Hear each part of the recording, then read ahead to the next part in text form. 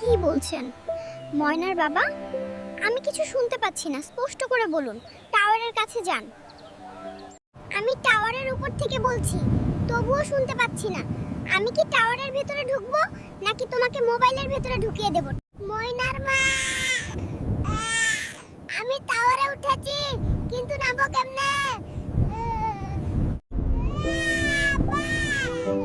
চিন্তা করো না ময়নার বাবা, চিন্তা করো না।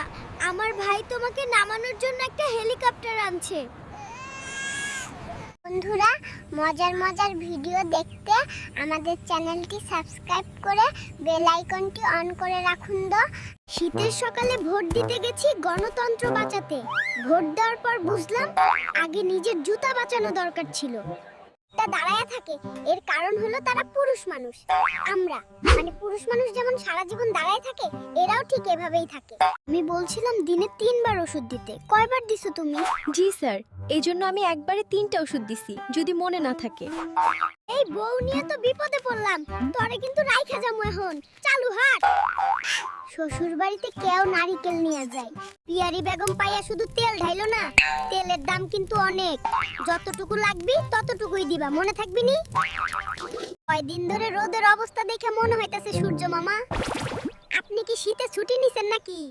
নেওয়ার নিয়ম কি আছে মামা? সবজির আজকে এত দাম কেন ভাই? সবজি এখন জিম করে, ওজন কম হইলেও তার দাম অনেক বেশি। কোন পাগলে আমারে পাইছিল? শীতের দিনে বিয়ে করছিলাম, সকালবেলা বউ বিছানা থেকে ঠেইলা উড়ায় পাঠায়, যাও গোসল করে আসো। ওরা শীত রে। এই শোরুমটা আগে আমার ছিল। প্রেমিকারে প্রত্যেক মাসে নতুন নতুন মোবাইল দিতে দিতে আমি রাস্তার ফকির। বিয়ের পরে বন্ধুরা ডাকলে বলি আসছি, আর বউ ডাকলে বলি আছি। কারণ বুঝে গেছি শান্তি চাইলে কি করতে হইব।